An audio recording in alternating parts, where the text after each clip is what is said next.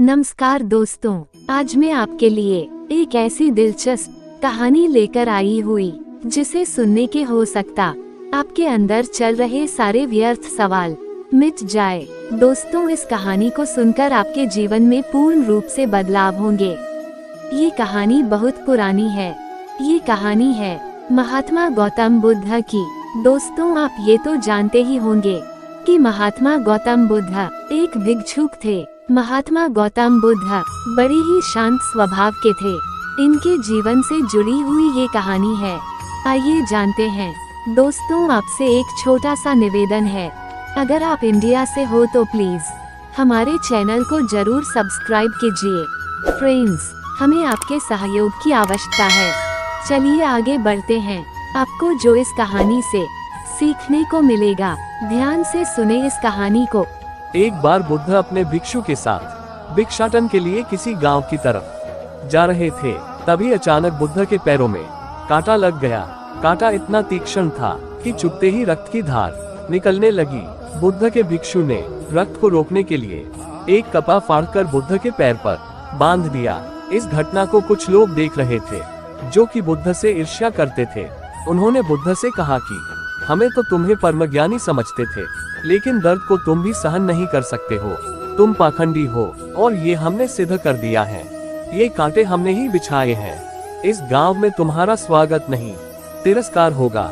इस गांव में तुमको कोई भिक्षा नहीं मिलेगी। बुद्ध ने उन लोगों से अनुरोध किया कि कृपया करके मुझे इस गांव से भिक्षा लेने दो। बुद्ध के ईर्ष्यालुओं ने बुद्ध का उपहास बनाते हुए कहा कि अगर तुम्हें भिक्षाटन के लिए इस गांव में आना है तो तुम्हें अपने रक्त की बलिदानी देनी होगी।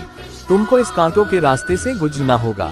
भगवान बुद्ध ने उनकी चुनौती को स्वीकार कर लिया और कांटों के रास्ते पर चलने के लिए अपने कदम बढ़ाने लगे। बुद्ध मुस्कुराते हुए कांटों पर चलने लगे। बुद्ध के साहस को देखकर गांव वाले चकित रह गए। कुछ लोगों की आंखें फटी की फटी रह गई। गांव वाले सोचने लगे कि बुद्ध भिक्षा के लिए दूसरे गांव भी जा सकते थे, तो फिर कांटों पर चलकर क्या साबित करना चाहते हैं।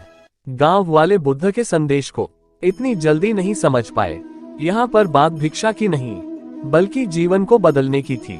गांव वालों की भीड़ में एक सुमित नाम का युवक था, जो बुद्ध पर हो रहे अत्याचार को देखकर द्रवित हो गया।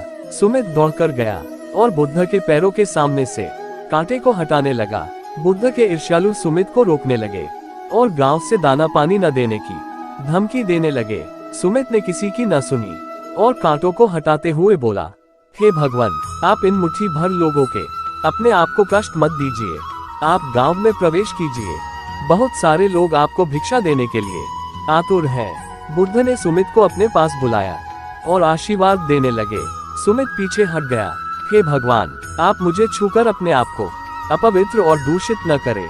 महात्मा बुद्ध ने कहा, तुम अपने आप को दूषित क्यों कहते हो? स्पर्श से कभी कोई भी दूषित नहीं होता है। मनुष्य तो लोभ, लालच, घृणा, ईर्ष्या से दूषित होता है। तुम्हारे अंदर तो प्रेम भरा है।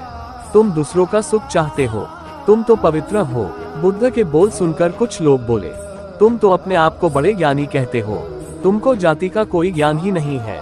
तुम पाखंडी हो। बुद्ध बड़े ही शांत स्वभाव से कहते हैं, मानव से मानव की मानवता छीनना पाखंडी की निशानी है। मुझे पाखंडी बोलकर यदि आपको संतोष मिलता है तो मेरे लिए दुख का कोई विषय नहीं है। कुछ लोग बुद्ध पर बरस पड़े, परंतु यह तो धर्मशास्त्र है, फिर यह पाखंड कैसे हुआ? बुद्ध कहते हैं, हमारी उत्पत्ति इस सृष्टि में हुई है। नदियों का पानी सभी की समान रूप से प्यास बुझाता है। खुले जंगलों की हवा भी भेदभाव नहीं करती है। खुला आसमान हमारे पिता के समान हमारी परवरिश करता है। सृष्टिकर्ता ने भी कोई भेदभाव नहीं किया है। फिर हम इंसान कौन होते हैं? भेदभाव करने वाले। मानव मानव में भेद करके अपने संबंधों को बिगाड़ता है। बुद्ध के वचन के बाद कुछ लोग कहते हैं, अगर आप इतना ही कहते हैं तो सुमित को अपना भिक्षु क्यों नहीं बना लेते हैं? बुद्ध ने कहा कि अच्छा सुझाव है। अगर सुमित तुम चाहते हो तो तुम मेरा भिक्षु बन सकते हो। बुद्ध के आमंत्रण पर सुमित पहला नीच जाति का बौद्ध भिक्षु बनता है। इस पूरे विवरण में केवल सुमित का जीवन बदला, शेष सभी लोगों का जीवन रूपांतरित हुआ। दोस्तों, अगर आपको यह कहानी पसंद आई हो तो प्लीज वीडियो को लाइक और शेयर करें और चैनल को सब्सक्राइब करें।